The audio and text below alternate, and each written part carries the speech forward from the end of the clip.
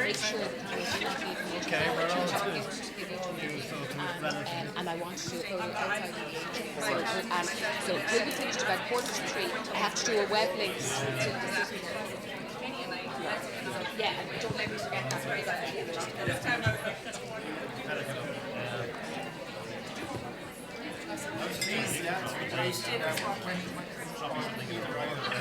church event.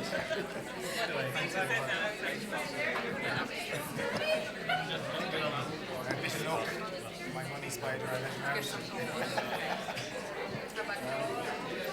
How bad can it be? Friendly faces.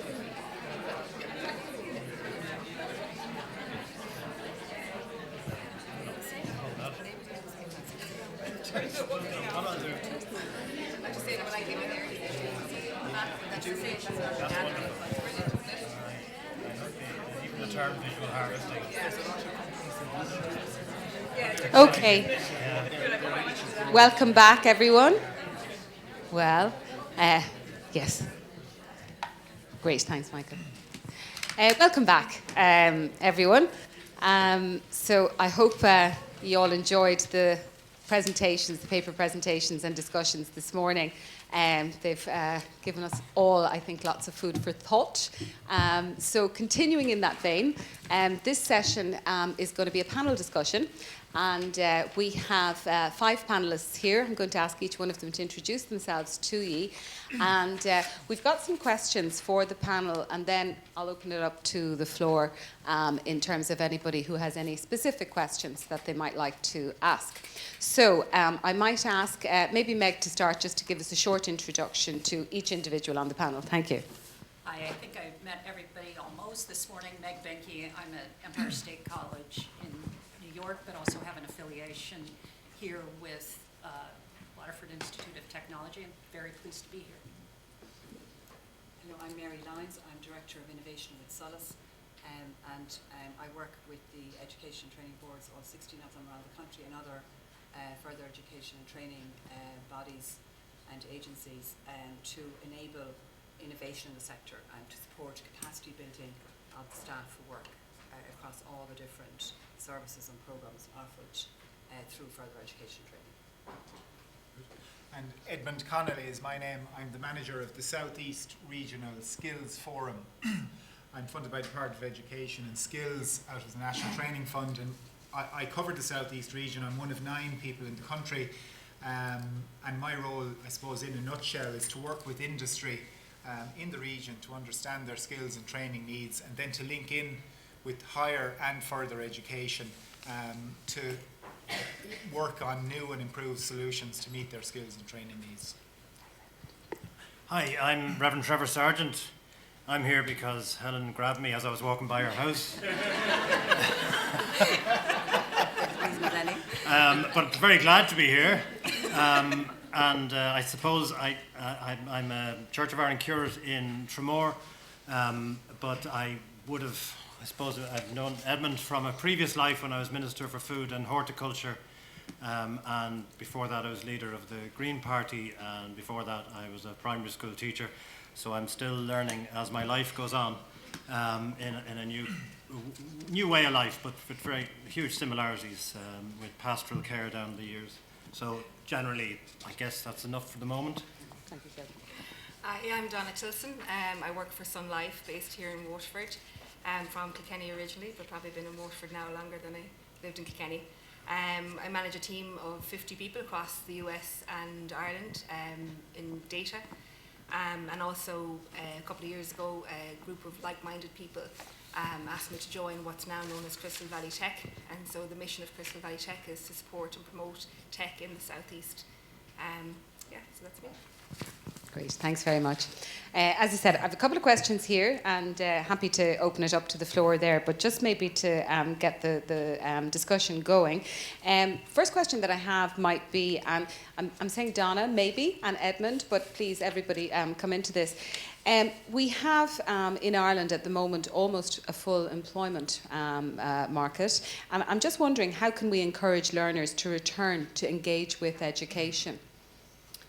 Yeah, like I think we all know technology is evolving, and people are solving problems now that were previously unsolvable, and using data to predict the future. So I think we know that nothing can stand still. So that's probably the mantra that we use within Sun Life for people, is that to think about it like sports people would think about their skills. You don't get a golfer or a tennis player who will just learn the skill and then sit back and that's it. They'll constantly refine their skills and build on their skill sets. So we do the same. We would have a learning plan for each employee. We'd have defined career paths. And I think that industry plays an important part in that, in helping people to know what their skill sets are. I think that it's really important that people know what opportunities are out there. And again, industry can help in that space. And I mentioned Crystal Valley Tech. One of the pillars of Crystal Valley Tech is education. And I've been involved heavily with that pillar. But what we hear all the time is that people don't understand, from primary school all the way up, people don't understand, particularly within IT, what the roles are. They think it's just coding or gaming, and that's not for me, or I need honours maths, and I definitely couldn't do that. So I think we have a responsibility in order to encourage them to understand the breadth of skill sets that are in, like ICT, for example. That's where I work. Like business systems analysis and project management, QA, and mainly the skill sets required are good communication skills. So I'd be a firm believer if you can't see it, you can't be it. So if we can map the courses that people can take and show them what careers they can have, or even looking at where they are today, which courses they should take in order to be able to further their careers, I think both industry and higher education have a huge part to play in that. Great. Okay. Thanks, Donna. Very good. I'd agree with what Donna says there, indeed. I suppose in addition, there are some practical things that can be done, such as ease of access. I know when I deal with industry, a lot of the time, access to upskilling is an issue. And in fairness, I think industry is pushing an open door with the education and training providers, because they're quite amenable to it now, and we've lots of good examples of best practice, but there's a lot more to be done.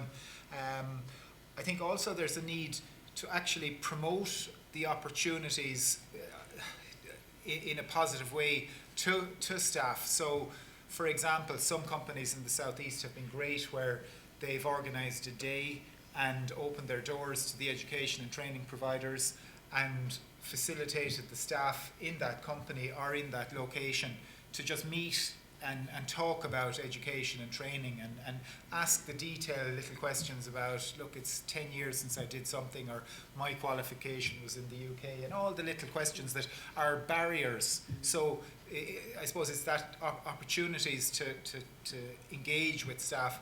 And I suppose the third thing I would say are case studies are great.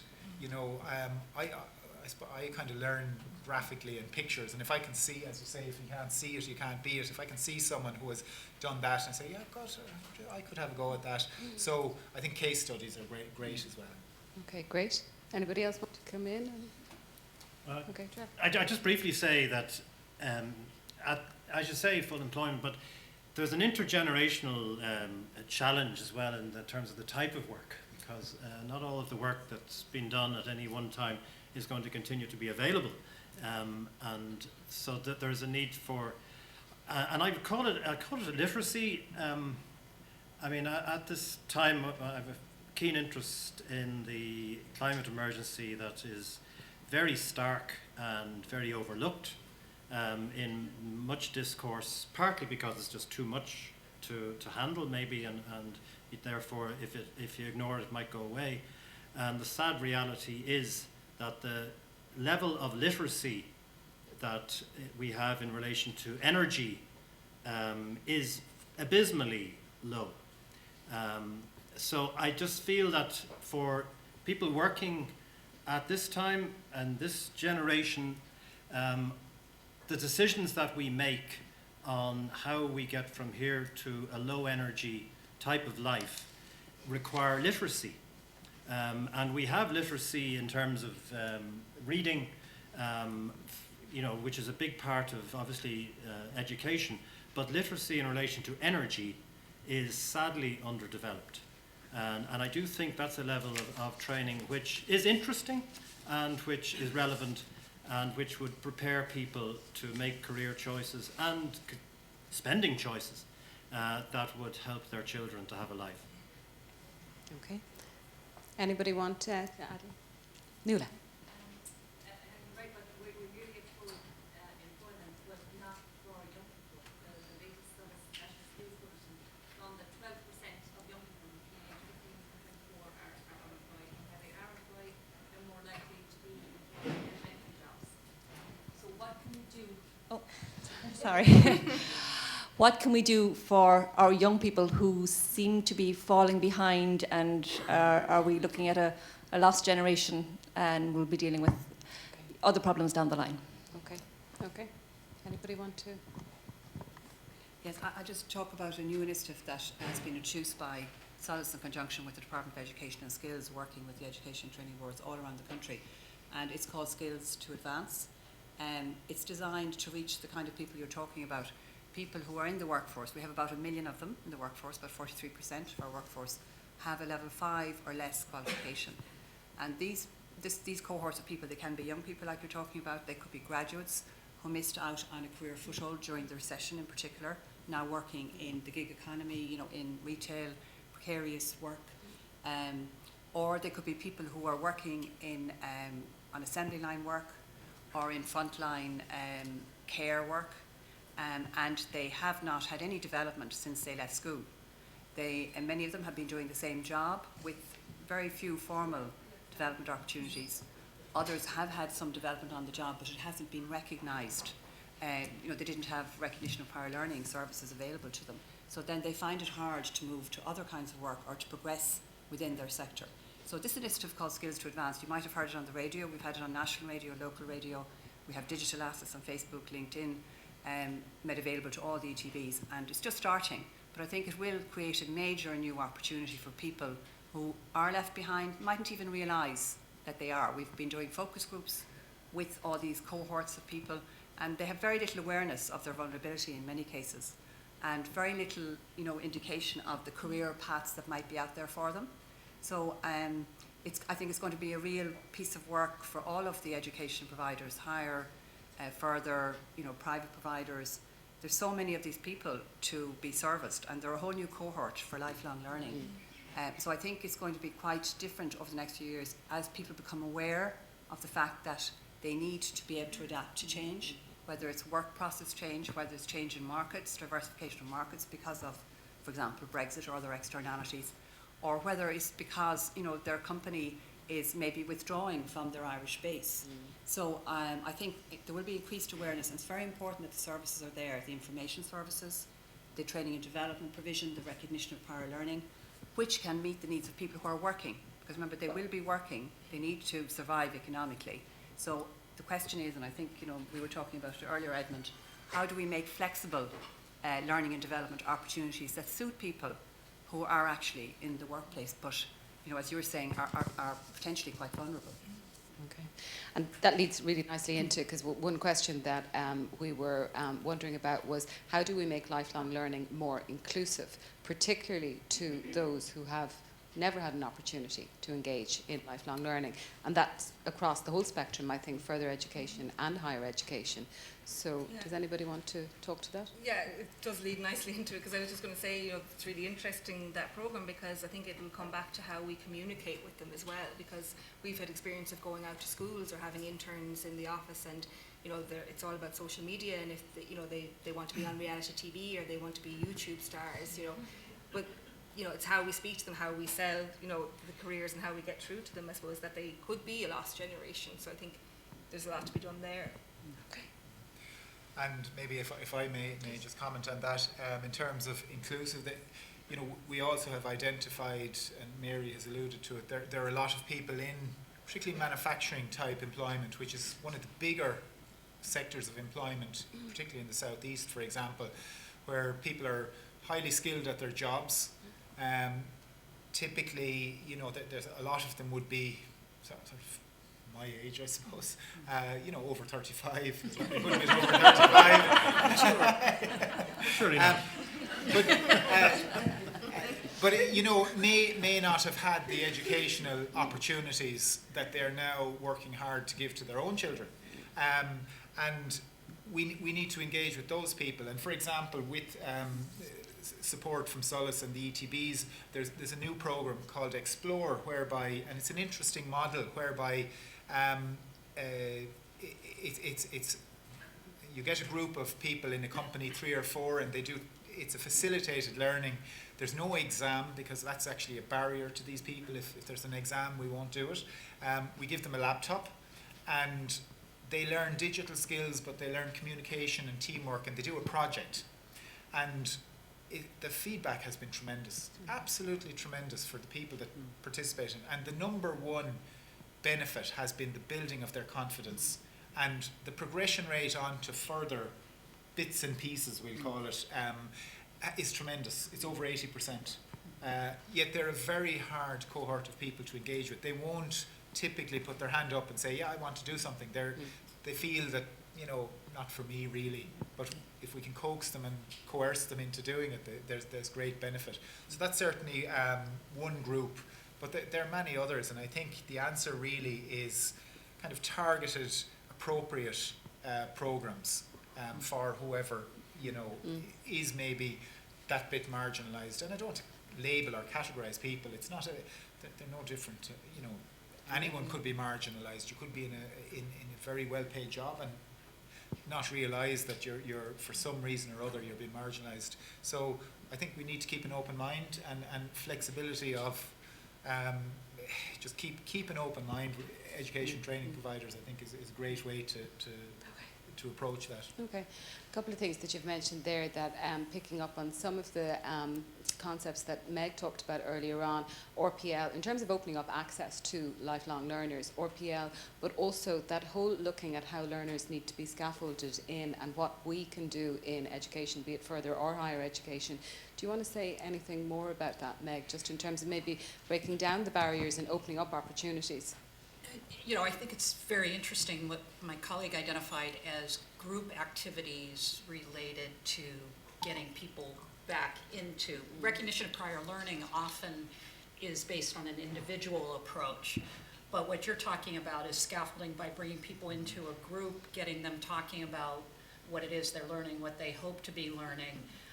And I think that's a very interesting approach. If you think back years ago when we worked in higher education with higher level managers, they used to do these things that were called assessment centers. You would send an executive to someplace and you would say to them, let's work in a team, you figure out what you're good at, what the other person's good at, what are the women good at, what are the men good at.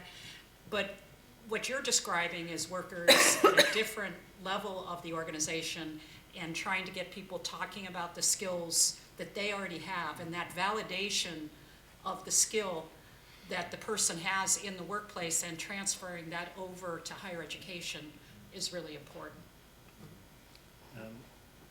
But just briefly, I just picking up on that, I've come across, just from a secondary school point of view, a very useful model, which I think fits in nicely with people of any age, really, and that's sort of an intergenerational exchange of skills. In one extent, it could be going into a nursing home with youngsters and the exchange of skills, teaching older people how to use mobile phones, or older people teaching others the skills that they had growing up, or whatever. And I think very often people who are genuinely marginalised are conditioned to feel that they don't have skills to offer. Often putting it that context of being in a position of sharing skills or exchanging skills does help to bring out the confidence that sets people into a curiosity for new skill. Absolutely. Okay. Has anybody any questions from the audience? Okay, I'll keep going.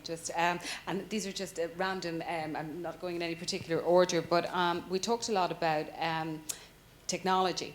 And you've mentioned intergenerational learning there.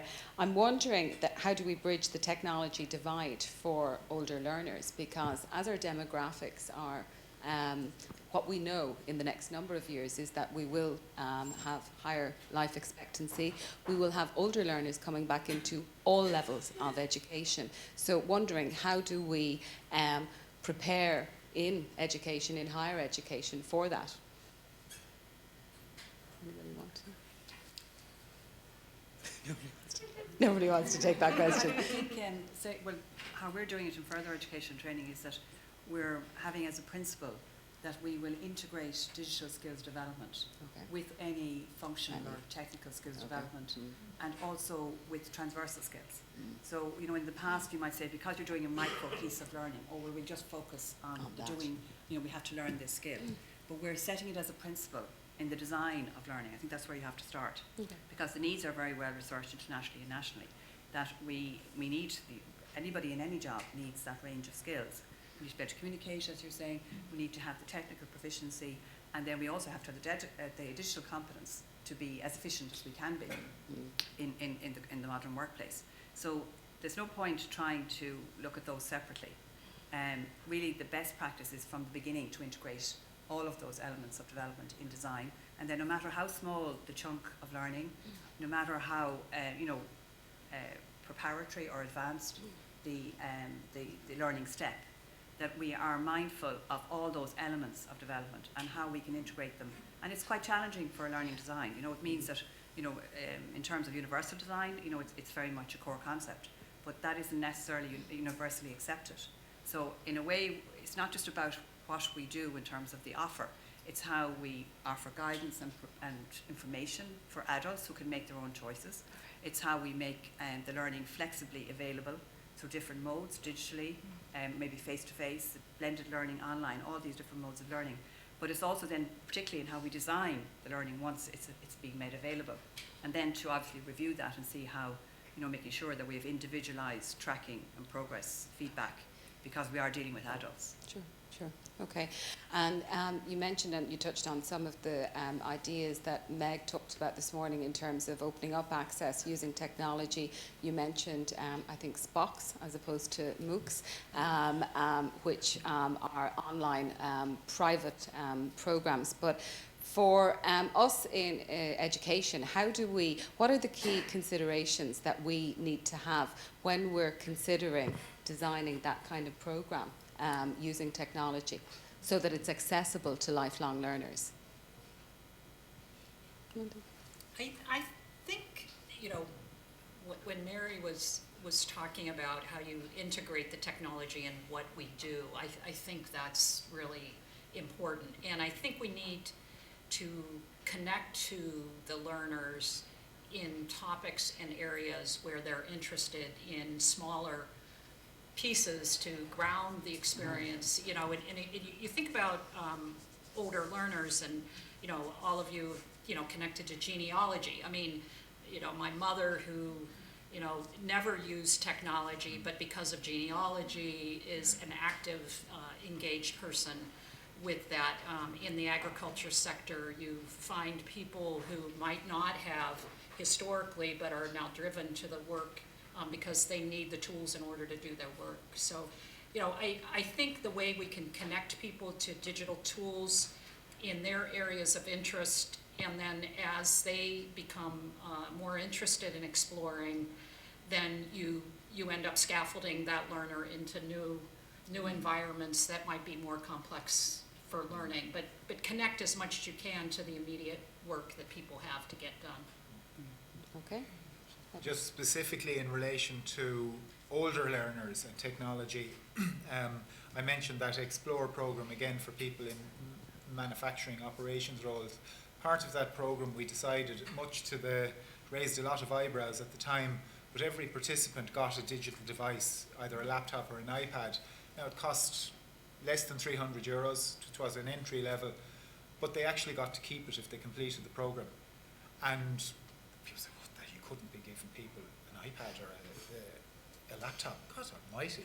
And the feedback has been tremendous because, you expect someone who didn't grow up with technology to get all comfortable and familiar in an hour and then come back next week and spend another hour. But they actually brought home the device and they got their son or daughter to help them and they got curious and they got to keep it. And you can't expect people to magically flick a switch, particularly people my vintage, older people, and be able to grasp it just like that. They need the opportunity. You need to give them the tools. So I would just add that for people that haven't grown up with it, they need access to the tools, and maybe that's just on your phone.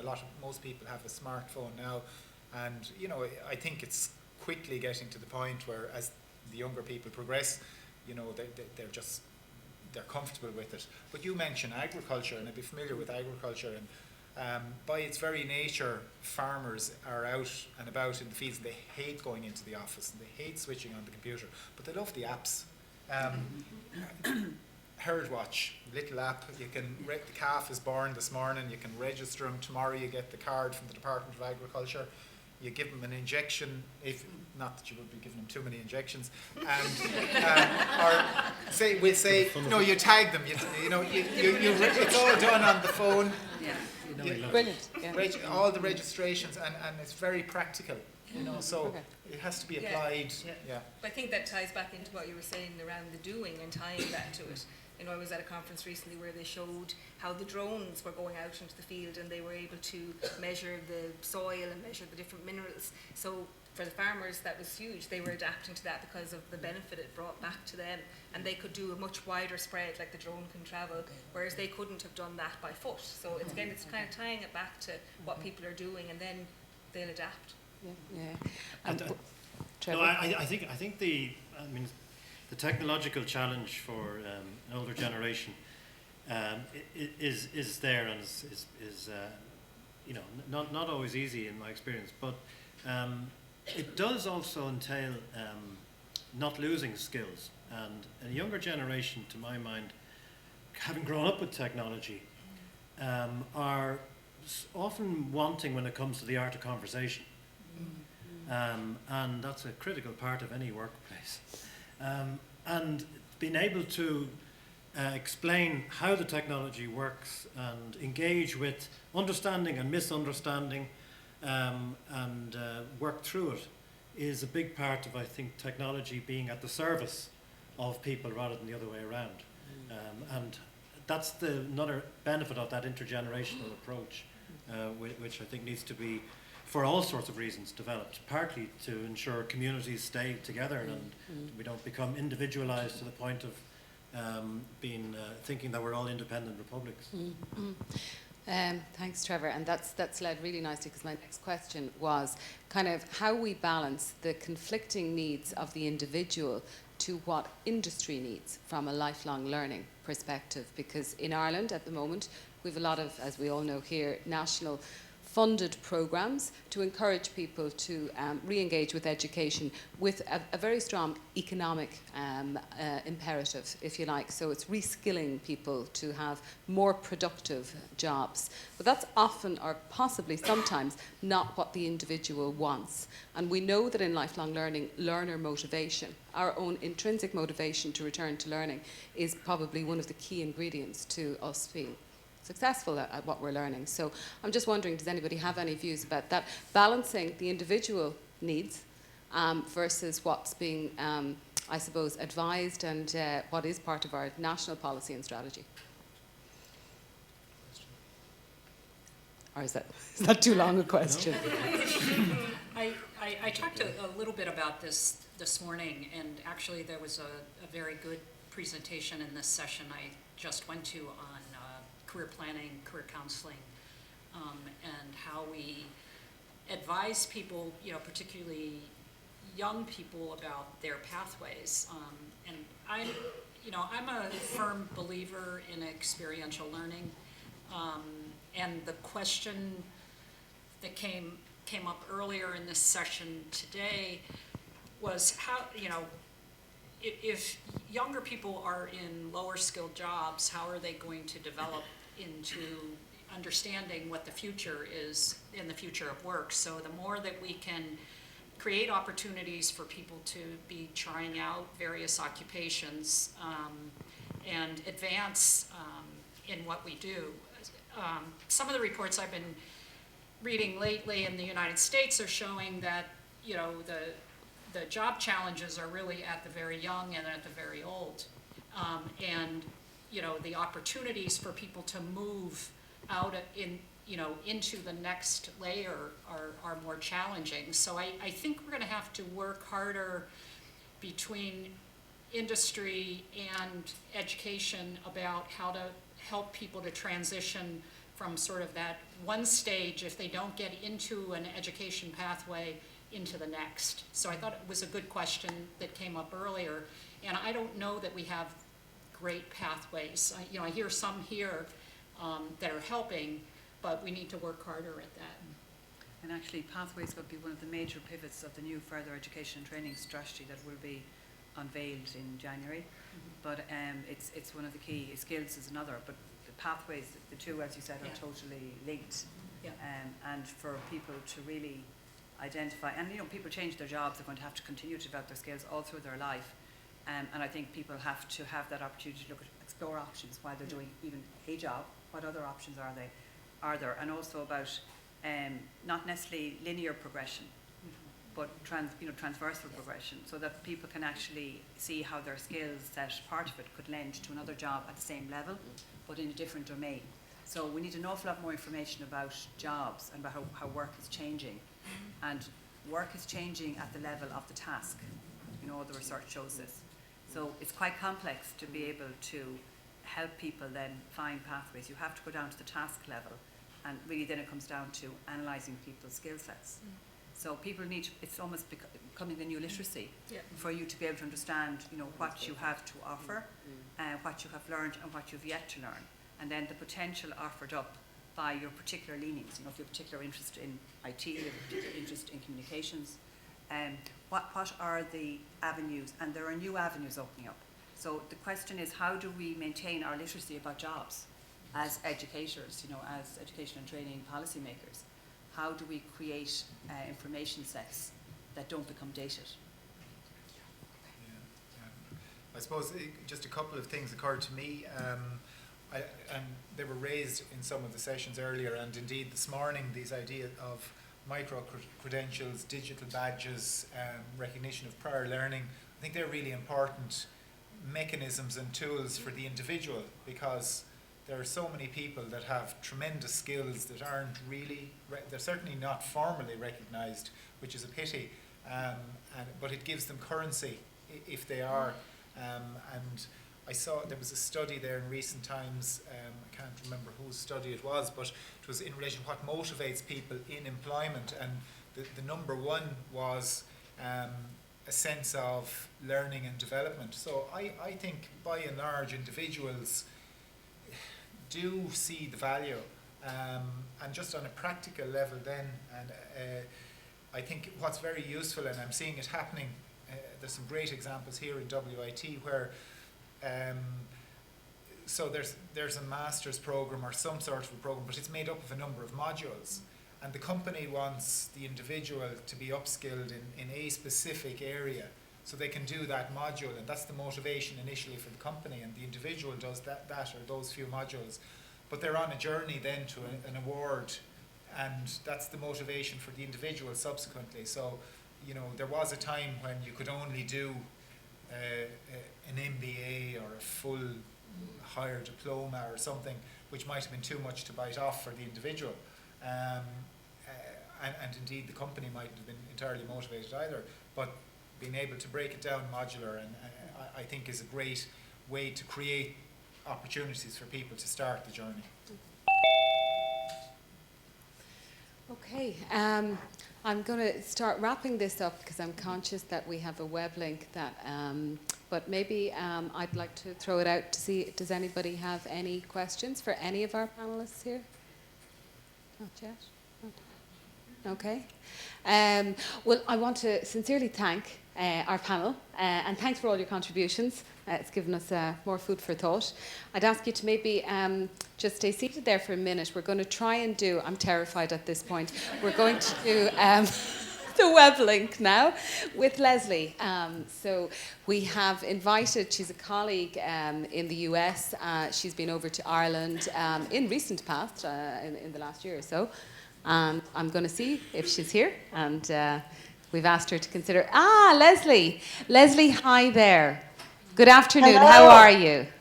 I'm very good. I'm sorry that you were scared, Helen.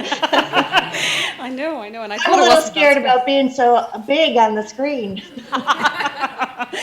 Well, we can see you loud and clear, and it looks like a nice bright day there in Auburn. And it's actually, we're having a sunny southeast day here today in Waterford, which is great.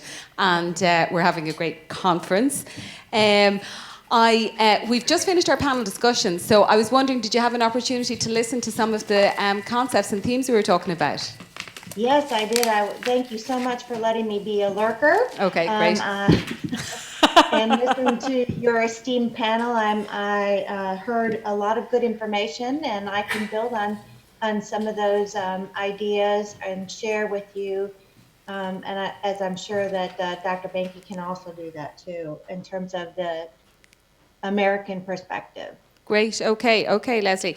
And I know we had, I might just mention AAACE in terms of how we're connected in, how the HELLIN network here in Ireland is connected in with a similar network in the States. So would you just maybe just say one or two things about AAACE, and then I might go into some questions?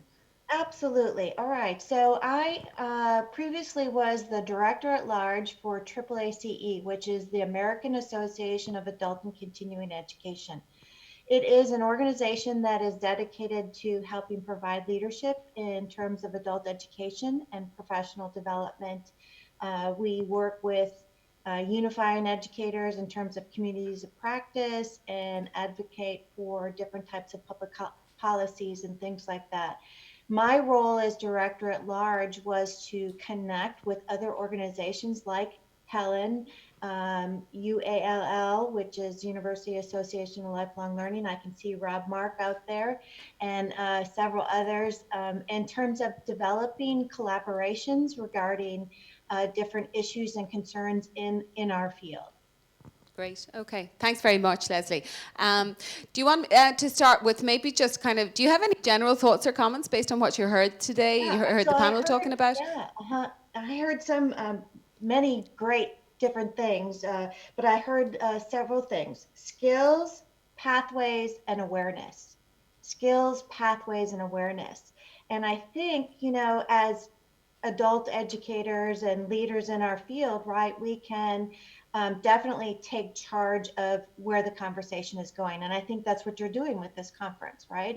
And some of you in terms of your roles as directors or leaders and educators. So the skills, right, in terms of what's going to happen in the future with the workforce and what are those skills that are needed. And we talk about those communication skills, those soft skills, even the technology skills or the literacy skills, the digital literacy skills.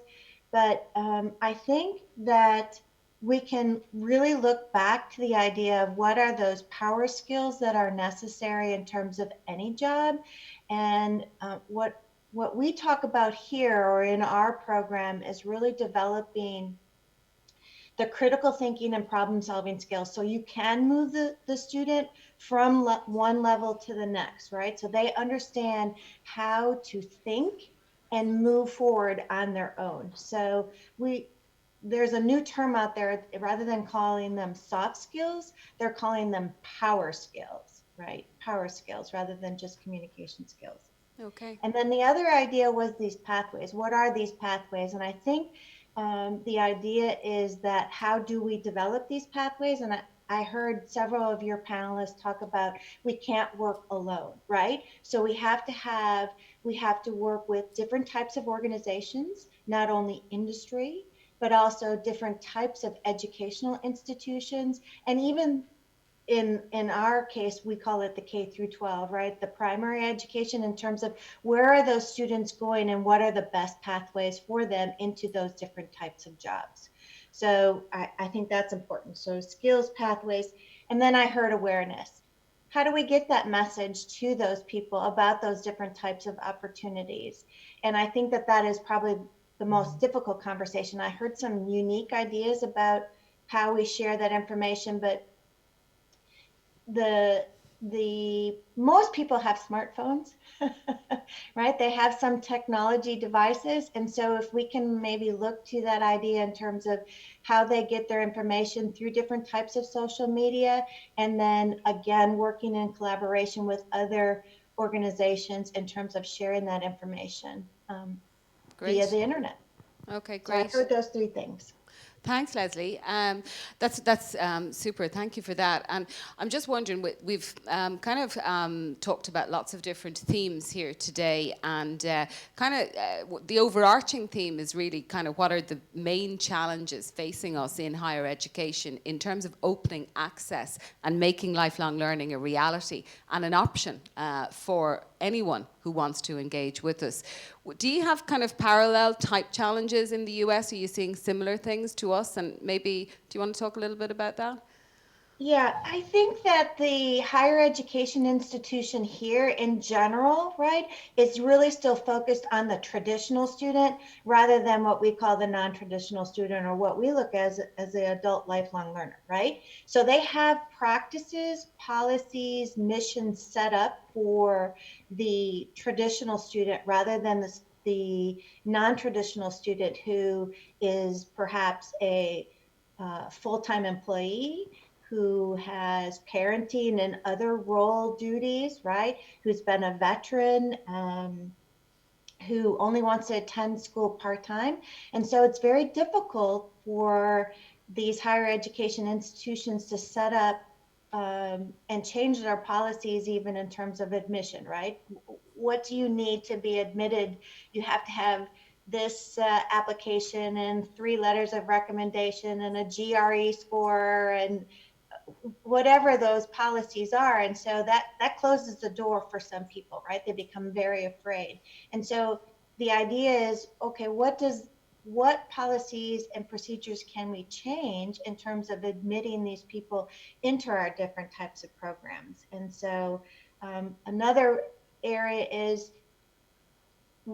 why do we necessarily need to have a full degree, right? So what are those different types of opportunities in terms of educating our learners? I heard digital badging, I heard micro-credentials. There are certificate programs out there. And so we've tried to develop a certificate program to bring people back in after their bachelor's degree in terms of being able to have no admission policies, and they can dip their toe, get a credential that's useful in terms of their profession, and move forward. So I think sort of thinking about this growing population of the non-traditional student, which is becoming the majority of learners in terms of higher education or post-secondary, and removing some of those challenges in different ways is really an area for thinking in terms of higher education. Great, great. Thanks, Leslie, and that's really helpful. And I think you're talking to a lot of the themes and suggestions around how we remove the barriers for part-time students, for lifelong learners when they come back to engage with us. And indeed, we had some conversations about that earlier on today at some of our paper presentations. Just in general terms, Leslie, are there practices that you see that you're using in the US that you think that would be helpful to us, in terms of the trends that you see in lifelong learning? I think that collaboration between associations, organizations, and industry is really where we need to be thinking about it. And I think rather than, operating as silos, right? This is what we do, this is what we provide. Perhaps we can have joint programs, joint initiatives, rather than thinking about, I own this student and we only can provide that information, how we might be able to share those opportunities just like we are now. I mean, technology makes it possible this way, live, face-to-face, or online. Opening those doors in terms of different types of certificate programs and recognizing those digital opportunities, right? For myself, I just went through the promotion and tenure process, and I think it is an interesting process. Let's just put it that way. And I had to put a stack of papers and things together, and it took forever, right? And but there's something called an e-portfolio out there, right? And the idea of using the e-portfolio to share my information and my experiences and in sort of a variety of formats, right? I had PowerPoint presentations, I had video and things like that. I think that all adult learners might be able to develop this e-portfolio and have this online professional presence as to who they are. But we have to recognize it as an opportunity in higher education, and it's still a little ways away, I think. Okay. One of the opportunities that I work with and that's specifically focused in on the adult learner and like train the trainer is with the Electrical Training Alliance. I'm not sure if it's a vocational trade. It's like your construction and electricity and things like that. And I work with the International Brotherhood of Electrical Workers and NECA, which is the National Electrical Contractors Association. And we go back every year. We're invited as professional educators, and we go to the University of Michigan, and about 2,000 electrical instructors and training directors come to the University of Michigan, and we train them to be trainers. And it's a 4-year program. And so that's been a very robust program that's been going on. It's now the 30th anniversary. So those types of programs, working with associations, the higher education institution, the professionals, I think, are the wave of the future. Okay. Okay. Great. Leslie, thank you so much for that. And as you say, collaboration, partnership, and that's what we've been engaging with Leslie over the last probably a little over a year, and I know you've been to Ireland many times before that. So we will continue to engage on multiple fronts, I hope, and I think we've lots of opportunities for our future together. So just want to thank you very much. So happy that this worked. Thank you, and wish you really well. Talk to you soon. Thanks, Leslie. Bye. Thank you. Bye-bye. Oh, I'm only seeing the shamrock now. Okay, so great. Thanks very much to everybody. I think we're going into our last session. I don't know where Neil is. We're our last paper session for the day, and we are going to ask people to reconvene here. We're going to do a really, really short summary of the paper presentations because you may not all have got around to all of them. So it'll be a really short summary at 4 o'clock. So we'll see you in a little while. All right.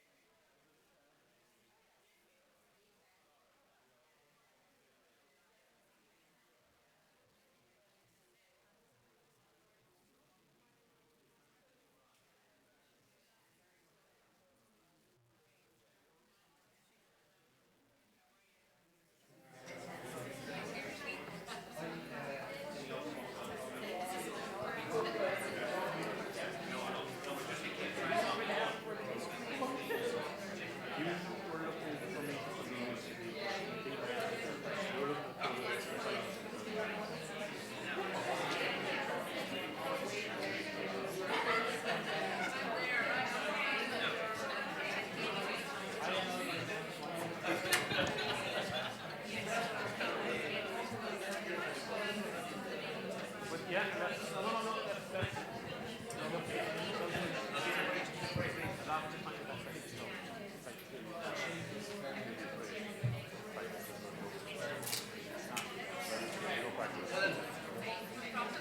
did a great job. Thank you. No, you did a fantastic job, Dennis.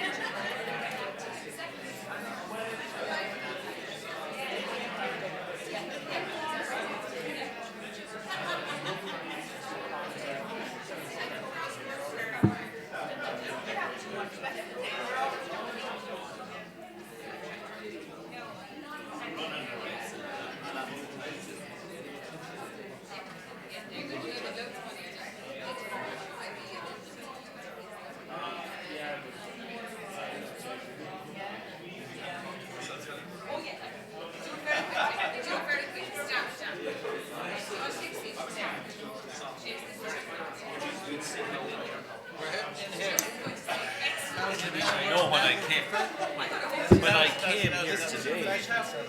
Nuala has a great song as well. Okay. Seamus Okay. Seamus. I just have a promise from Seamus that he was going to sing his feedback. So I think at this time of the evening we'd all welcome that. So listen, I know a lot of people had to hit the road a little earlier, but we just wanted to maybe summarise some of the key concepts, key ideas that we talked about today. So we've got each of the chairs of the parallel sessions. I'm going to ask them all whistle stop tour. Maybe starting with Seamus, just kind of key ideas and maybe just some thoughts for us to take away from today. Thanks, Seamus. Well, the first thing I say is you realise Trevor Sargent has left, so you don't have to all sit at the back. You know, you're not in church now. But anyway, so we had a really interesting session. We had three presenters: Carla Byrne from WIT, Trudy Corrigan from DCU, and Lucy Curry from the University of Northumbria. And so Carla was speaking about the FET sector and the requirement for FE teachers to get a qualification. And she's involved with the consortium of Irish institutions that deliver this FE training, and they carried out a really interesting piece of research. You know, where has this brought the learners, the people who got their qualifications?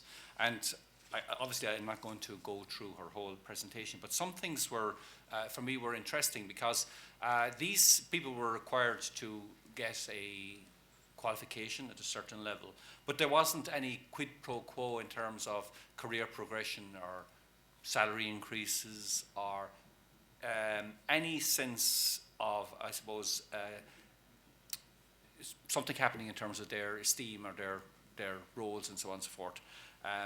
So I suppose that was kind of one of the kind of disappointing aspects of the process. But in it, there were a lot of very, very positive things in terms of what people got from the programs themselves in personal development and in terms of their own learning and so on. So there were lots and lots of positives in it as well.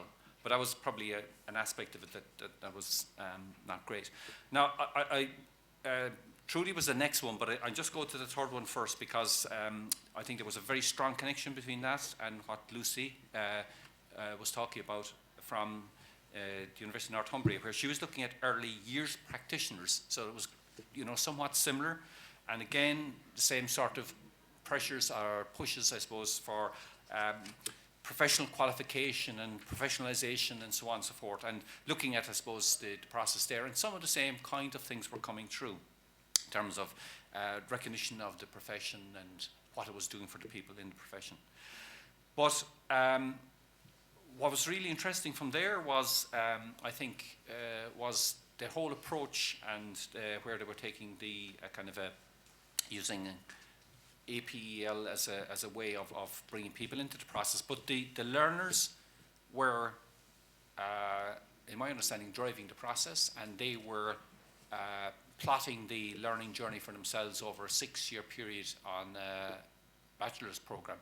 And what was really interesting for me was the way, when Lucy's description of it in the beginning, people weren't really, I suppose, able to engage with this very well. But as they went on, they became more proactive, and it improved their practice and it improved their reflexivity and all the rest. So it was a kind of a win-win-win scenario. But again, some of the same kinds of things in terms of, people getting a lot from it, but then their own careers and so on and so forth not being recognized to the same extent. Then Trudy was talking about intergenerational learning. And again, I suppose this is really interesting, and she spoke a lot about the whole demographic change and where we're going in relation to that. And I suppose that was something that was in the keynote as well this morning. And the benefits, I suppose, for young people and older people in particular, because it was looking at intergenerational learning primarily, but older and younger people. And I suppose the whole range of benefits that come from intergenerational learning. It's not just about learning, it's also about health and well-being and sense of belonging and all of those kinds of things. So I suppose all in all, and at the end of it, when you look at it, there was a lot of commonality between the three papers and a lot of learning and a lot of really good stuff in it. So.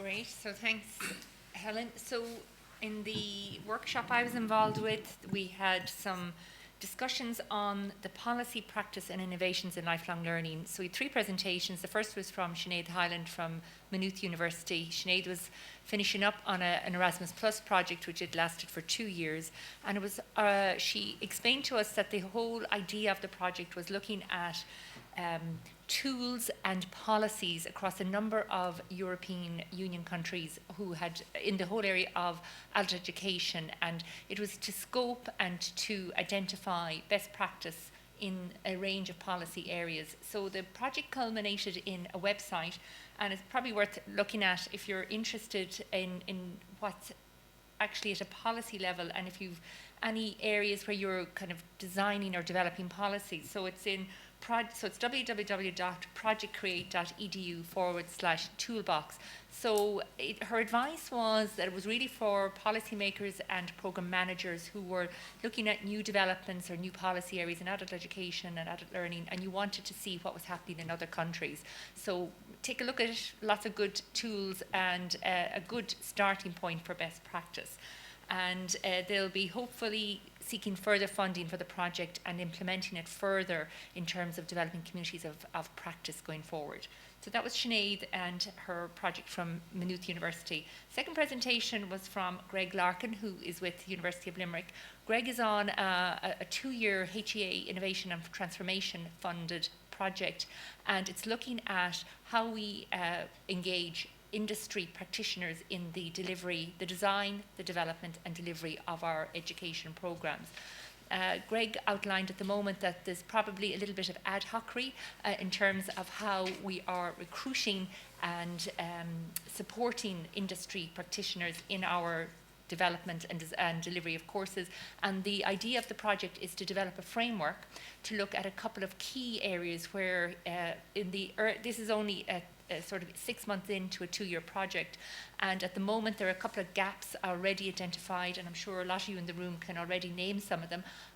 Things around just policy on recruitment, the professional development of these people that we're bringing in, support of them from a pedagogical framework in terms of course design, assessment, and also in terms of induction, payment, contracts, all of those contentious issues. And at the end of this project, they're really hoping that they'll have a framework designed around what are the gaps, how should we fill them in terms of supportive schemes and policies to ensure that this group of people who are going to be very influential in how we deliver education in the future, particularly for industry-based programs, can be, I suppose, assimilated neatly and maybe fairly into our sector.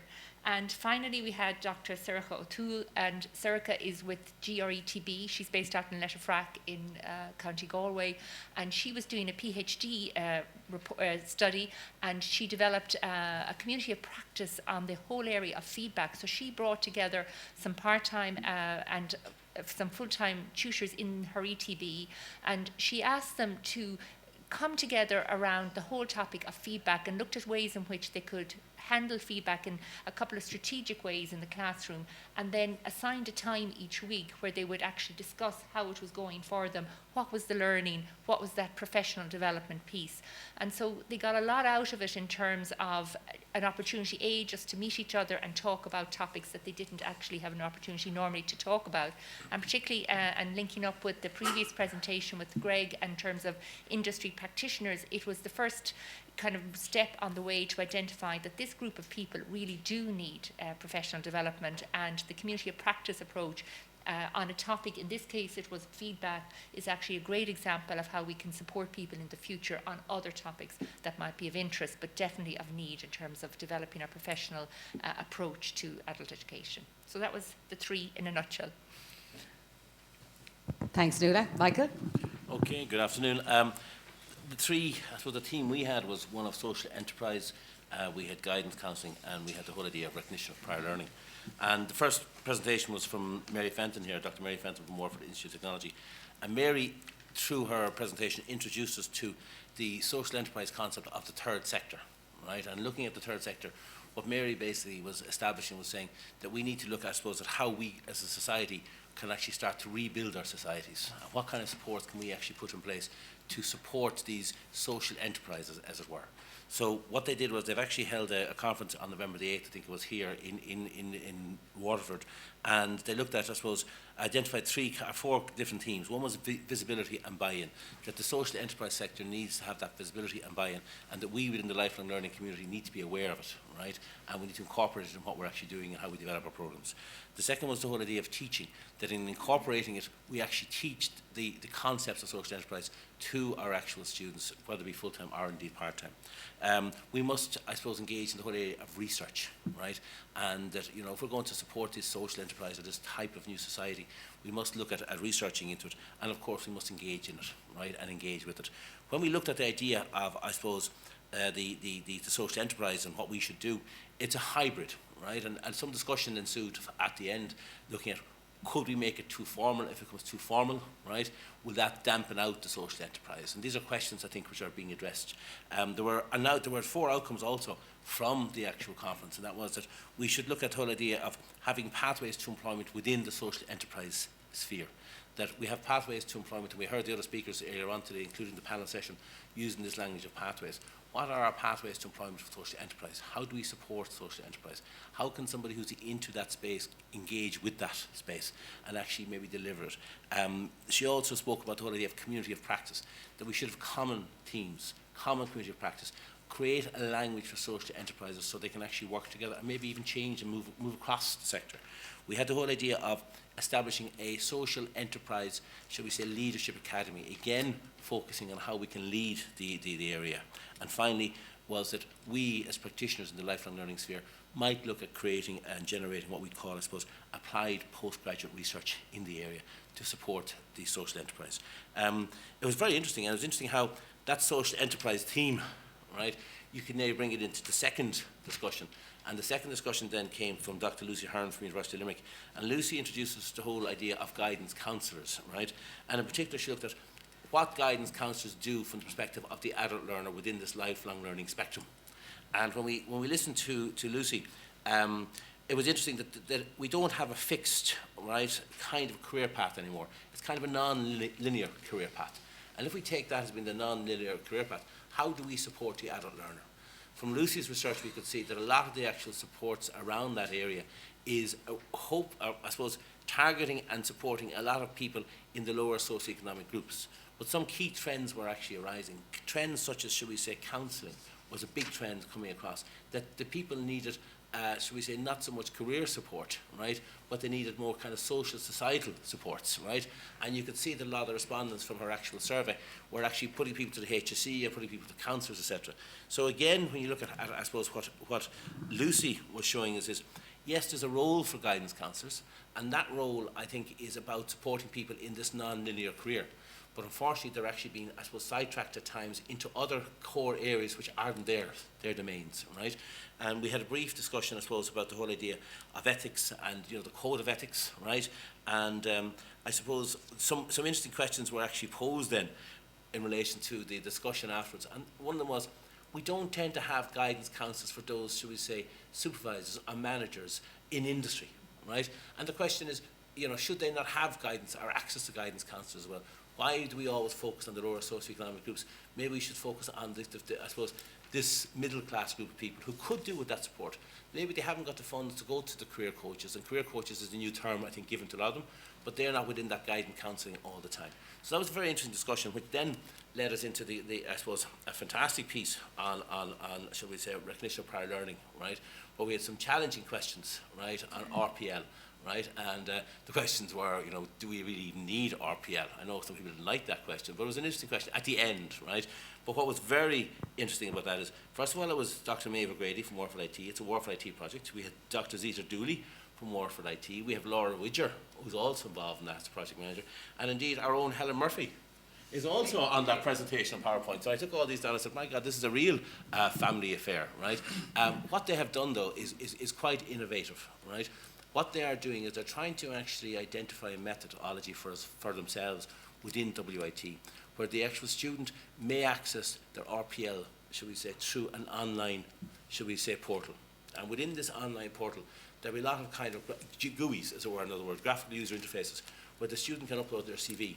The student might have the competencies already uploaded, and they may agree to those competencies or not, right? So they're trying to streamline, from my estimation of it, how the RPL process works. One of the big issues, I think, and we've all seen this in our own, shall we say, organisations, is that within RPL, it's about getting it into the organisation and making it organisation-wide, and about getting the support from the senior management, etc. The RPL is an actual way of actually bringing people into the actual institution, but yet they don't allocate time further. So it always is that poor relation in relation to a lot of the higher education. So one of the questions they were saying is, how do we mainstream that? They had 4 different questions in relation to their projects. One was, how can we connect existing practices to RPL? And that was one of the key themes they asked. But in asking that theme, I extended it and I said, since I've been around lifelong learning, right, all those years, right, what I've noticed is we've had RPL projects in Galway, in the west of Ireland. We've had them in Cork and Reap. We've had them in DIT with an RPL project. We still have them all over the place. There's one in CUA at the moment, right? When are we ever going to connect all these things? So while Maeve and her team are actually working at connecting within WIT, I think there's a bigger project around how can we connect RPL practices nationally. A second one was, are our learning outcomes really understood and accepted, right? And I suppose that's a question for the academics when they're assessing the RPLs. Do we really know what we're doing when we're designing learning outcomes? From the point of view, how do we assess them? Peter Butler from GMIT posed a question, maybe we should just create examinations based on learning outcomes. And if a person took an examination based on learning outcomes and passed it, is that their RPL? Right? So quite interesting discussion ensued. Another question was, can we adopt common templates? And this is very interesting. I wouldn't say how many, but they said there was a number of RPL templates in WIT around, engaging RPL. I know in AIT we've probably about 15. We're a smaller college than you. I think we went nationally to pour, as I use a name, I said Johnny in Letterfrack. It's interesting, you had a piece from Letterfrack. But Johnny in Letterfrack, I said, how would Johnny in Letterfrack know what to do? Because if he wanted to apply for a course in Waterford, he's one set of 7 templates. In AIT, he's another set of 15 templates. Poor Johnny would be writing for years. He'd have a PhD, all right, by the time he finished all these templates. So we looked at that, and the final ones was, are we using full potential of new technology to leverage RPL? And I think that's the theme of their actual project, right? How can they leverage technology to maximise and optimise our use of RPL? So a very interesting morning. I think we had a good laugh. And finally, because we started off with a theme of social enterprise, we gave them all a challenge. And one of the things which was mentioned there, and was Don Crowley actually spoke about it, he spoke about the rewards to be got by people engaging with social enterprise. He spoke about the idea of, people like us who are involved in higher education and in other areas, what we can bring to support and assist social enterprises. So in doing that, I give them all a challenge for the year. And I challenge everybody to volunteer for a local social enterprise and to just go and say to them, listen, do you need any support around X, Y, or Z? And I'll give you an hour a week, or I'll give you whatever it's going to be. And of course, everybody committed to it, and they're bringing back their output and their reflections for next December. All right, thank you very much. For next year, exactly. Thanks, Michael. Laura, might ask you to say a few words. Okay, so I had the pleasure of chairing a session with 2 presentations. So we had colleagues from WIT, Anne O'Mahony and Dr. Anne Graham-Cadney, who they were presenting on the professional learning and development practitioner perspectives from teachers in the further education and training sector. So it was really interesting in terms of Anne opened with some comments around if you want to stay in the system, you have to be able to adapt, which I think has been reflected in a lot of the conversations today about how the workplace is changing and how the jobs that we're currently maybe designing programs for don't exist in terms of the workplace. So this idea of new content equals new pedagogy and a constant tension and flux for professional development and training. So some really good questions about looking at the perspectives of practitioners about what is the actual impact of the courses on practice. And Anne is a graduate of our TEQ program here in WIT, so she was coming with some really strong insights from practice and having gone through the TEQ program. There was quite an innovative way of presenting some of the formal, non-formal, informal, and what I liked, incidental training in terms of that aspect. The whole idea of kind of compulsory and self-directed, but interesting insights that the compulsory isn't as straightforward as what it might have been perceived. And Anne gave the example of someone who was doing the manual handling training around, which is the kind of standard course that was done as a regulatory requirement, but their practice was actually a kayak instructor. So the manual handling training, the generic, just didn't apply to what they were trying to do out as a kayak instructor. Very interesting insight I thought about how that if you're engaged in the role, and this whole concept of being engaged in your role as opposed to just being in your role, and that if you're engaged in your role, you're going to develop anyway, but yet the lack of engagement and supports from the organization and from the site. So there was a differentiation made between sites and organizations. So sometimes you had at an organizational level there was supports, but they were different and the environment was different across different sites. So that lack of engagement and support can impact on participation. So their second presentation then was from Phil O'Leary, who's a doctoral candidate in the Cork Institute of Technology, and she was talking about her research in the recognition of prior learning, a consideration of the primary findings of a critical constructivist grounded theory study of values, beliefs, and assumptions. So this was really interesting, asking about what are the values, assumptions, and beliefs underpinning RPL. And I think that your values, assumptions, and beliefs carry through into your practice. So I think Phil has done, was it 87 interviews, Phil? 82. It's quite a lot. Using Chalmers' kind of grounded theory process to bring all those together and somehow, I applaud you, to kind of distill that down to kind of a core number of concepts. So in terms of the values, so Phil, it should be stated, interviewed both candidates who've gone through the RPL process and assessors within, was it one HEI in Ireland. Those values were around trust, fairness and honesty, and his beliefs in terms of valuing lifelong learning, providing alternative pathways into education, and that RPL fits well into the whole lifelong learning space. Also very interesting around the assumptions and the beliefs about what RPL provides. So an acknowledgement of learning, allowing for access to the higher education system and not repeating learning. So it was really interesting how you were kind of comparing and contrasting these perspectives and how these were kind of coming through. Some of these were coming through from both the assessors and both the candidates. So I'd encourage you to kind of follow up with both Phil and Anne, because there were some really interesting data they were presenting and some really good questions. And I look forward to seeing your next stages of your research. Thanks, Laura. Thanks very much. Shanna. Thanks very much. I had the pleasure of chairing the afternoon session with two very interesting speakers. The first one was Dr. Angela Wright from the Cork Institute of Technology. And basically she, in her own teaching practice, she felt herself that, I suppose we can all empathise with this, that as we go into our lectures on a day-to-day basis, that maybe we're doing the same thing day in, day out. So she decided that she would use an interesting and innovative method where she would use micro-teaching sessions, and then she would ask a number of her peers maybe to look at her teaching practice from the purpose of maybe through reflection then that she might be able to improve in that teaching practice. Typically the example that she gave us was that she normally would have 3 sessions that would span out over a period of maybe 4 weeks. Each session would be 30 minutes and she would, 2 of her peers would review her teaching practice within that session. So she would reflect on the feedback and the comments, and she would assimilate that learning and put it back into her practice, and she would repeat the same session. And she would get more feedback from her peers until the final session, which would be about maybe 4 weeks later. She first and foremost, she said it was really, really challenging, really, really difficult to stand in front of your peers and maybe to accept their criticism, albeit positive. But she found it that it had a huge impact on her teaching practice, and she'd recommend it for any of her lecturing staff.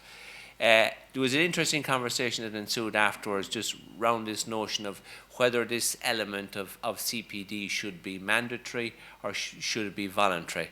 So she was of the opinion that I think if a lecturer approaches it voluntarily, that possibly the improvements it can be far more substantial from that point of view. So it really gave us an interesting insight. I suppose the theme of the last couple of sessions have been around lifelong learning, but it's lifelong learning as a lecture. So it was interesting from that perspective. The second speaker that we had, and it follows the theme that Laura and Michael have alluded to, was around RPL. And Dr. Pio Fenton gave a very interesting example of a practical project which they have implemented in CIT using RPL.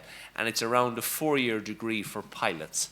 And I suppose this cohort of lifelong learners live very, very fast-paced, dynamic, challenging lives. So engaging in education is really, really difficult for them. So what they've come up with is they have the first 2 years of a 4-year degree, which equates to 120 credits of the 280 credits, which they grant through RPL. And it was a really, really innovative example where you can see RPL to be used to help a lifelong learner to be able to access education. So both of them are really, really interesting. Great. Thanks very much, Hannah. Derek? Thank you. Thanks. Hiya. Hello, everybody. So we had 2 very different papers. I'll start with Dr. Jenny Doyle. I called her Jennifer. She felt like she was in trouble, but she's not.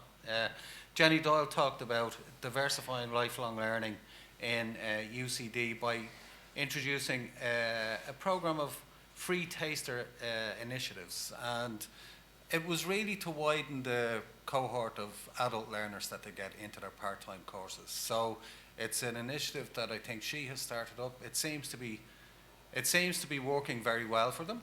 It's part of their widening participation lifelong learning program. And the interest in history, which I'm delighted about because my PhDs in history as well, is really strong. So why I was interested in this one, and one of the things that came up for me, was to diversify the cohort. Sometimes you have to be a little bit stealthy and introduce things that people don't expect, like Chinese studies, and then 4 weeks of Chinese studies can really change the way you think about China and a lot of other things. But so these kind of things that she was talking about, introducing new programs into their adult provision, that's what they're aiming to do in UCD, and like I said, it seems to be working very well for them. The fourth paper that we had, which was from Geraldine Myrna, was one that it was a little bit different, because I started with a free writing exercise, not expecting that was going to be part of what she was going to talk about, because what I got from her paper was it's about not being afraid to take a risk and not being afraid to trust the students who are in your class, because she was teaching, I think they were literacy tutors themselves, and what was happening was the tutors were getting caught up in the bureaucracy of teaching and forgetting about, I think it was mentioned earlier on, the dream in one of the sessions that we had earlier on. It was the dream that people had about being teachers, and here Geraldine had created a space, what she called a deliberative space, where people could start to solve their own problems in a sector for further education teachers that is not very settled. So one of the things that came up, and I think Seamus alluded to it this morning as well, is in the FE sector, training teachers with qualifications, and the precarity of the work that's there. It comes up for people, it's a real life experience for people, and what Geraldine was able to do was deal with some of these issues in the class by problematizing and bringing it out into, I think she spoke about a fire in the classroom. It wasn't a real fire. I only realized that after a couple of minutes ago. This is a metaphorical fire. Okay, but I got it then. And then we had dolphins, and we had eagles, and this is what it brought up for people. People were actually able to reach an emotional attachment to learning, to their own learning, and through that, hopefully, to transfer that to their students. So I thought that was a very rich paper. It was about taking risks, and it was about something, I think, one of the things that I picked up on and linked it back to what Trevor Sargent was saying, and I thought he picked up on the intergenerational piece that had been spoken about in one of the earlier sessions as well by, I think it was with Trudy. And it's this thing of, we are missing somebody here today. I said it to Helen. We're missing a cohort of people who are involved in lifelong learning but are not here. And they're the people who are in the compulsory education system, the people in primary and secondary education. So we've got lifelong learning with a big gap in the middle where we don't have the people who are carers for our kids between the ages of 4 and 18. They're missing. And what Geraldine was able to do was to introduce some of the emotion that it seems to be lacking in the education system by bringing it into the classroom, by really being able to discuss things and to talk about education and learning in a way that is risky but is very rewarding. And I think there was a lot of positivity that came out of both of those talks. Super, super. Thanks very much. Thanks very much, Derek. Thank you to all of our chairs. You had a hard job to do, so thank you. You did a wonderful job summarising that, so thank you. I think, and I know it's been a busy and long day, but I have a few thanks to say to people. But before I do, just want to maybe go back to the theme of the conference today was lifelong learning, preparing for our future world. And I really think today has given us not just food for thought, but examples from practice, shared practice, research, possibilities through partnerships and collaboration, using technology or not. So I hope that everybody is going away today with some sense of, because we're part of our future is, in front of us, and it was about kind of thinking about how we're all working towards that. So just want to say Thank you for that. Thank you to all of our presenters, to our keynote Meg, and to all of you for participating in the conference today and making it such a success. Want to say a few particular thanks. I want to thank Neil Quinlan and all of our colleagues in the School of Education, many of whom are here and have helped throughout the day. I'm not going to mention each one of you because I'll probably forget one, and that would be terrible. But thank you.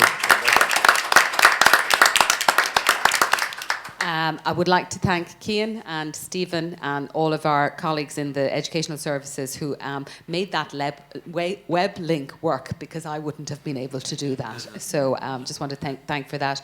And thank you to everybody who took the time to travel to WIT today and to Waterford. And we really hope that you'll continue to engage with the HELLIN network. And the two plugs that I wanted to make were, first of all, for all of you here today and for all our delegates, we will be sharing the papers and the presentations that we had today, and we will put them, we'll share them with delegates and hope to put whatever ones we can up on the HELLIN website. And I'd encourage any of you, your institutions or as individuals, to engage with the HELLIN network. There's an annual conference each year, but there's also lots of kind of smaller regional events that we're hoping to have in 2020. So encourage you all to join the lifelong learning conversation. Two other small things. Niamh O'Reilly in Aontas was tweeting about us earlier on, and she was just wishing everybody the best, and she couldn't be here today. They have some very big research projects they're working on at the moment, but she did ask me to mention the adult learner for all of you researchers who are writing, and many of you have contributed to the adult learner, so please, she's encouraging you, and I'm encouraging everybody to do that. And finally, Maya, who I don't know whether she's still in the room, I don't see her, just want to say thank you. Maya, hello there. Yes, I knew you were there somewhere. Maybe just to invite everybody, as they're leaving the auditorium, I was too afraid to move Maya's visual because I don't want to damage it, but what we're going to do is we will be putting this up online. She has done an amazing job in capturing the ideas, the concepts that we've talked about today. So I'd invite everybody, as you're leaving the auditorium, maybe to go have a look, take a photo. We will be putting that up online, but I just want to, Maya, thank you very much, and thank you for that. So, with no further ado, and this is the second time that I've said this today, I do want to wish you all a very happy Christmas. It feels way too early to be saying that, but thank you for travelling to Waterford, and we look forward to seeing you again. Thanks. Helen, could I just say one final word? Just on behalf of the HELLIN Steering Group, I want to say a sincere word of gratitude to Helen and to Neil for a wonderful conference. It takes a lot of work. It looks seamless, but that's because there's plenty of planning and organisation in the background. So thank you very much. It was really appreciated. Thank you.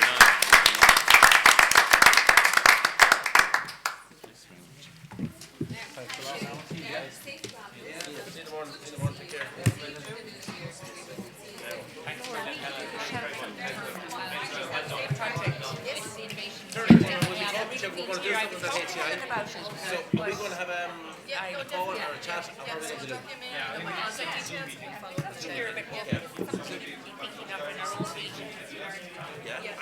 I'm around actually all next week and all this week. There's a lot of learning, so we can have this. I know this up here. Great. Lift up again. It's safe home anyway. Oh, gosh. Friday is fine. I will, yeah, I will.